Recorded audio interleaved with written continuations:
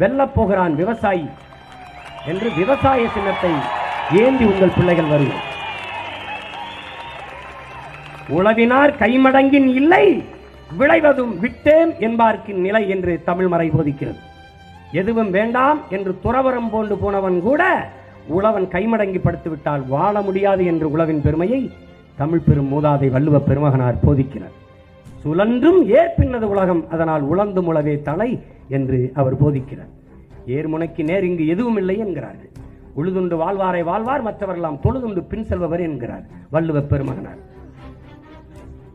எனவே நண்பிற்குரிய பெற்றோர்கள், உங்கள் சின்னம் உழைக்கும் மக்களின் சின்னம், இந்த தேசத்தை உயர்விக்க வாழ்விக்க போகிற சின்னம் வேளாண் பெருங்குடியோன், அந்த விவசாயி சின்னம் என்பதை மனதில் வைத்து உங்கள் பிள்ளைகளுக்கு வாக்கு தாருங்கள்.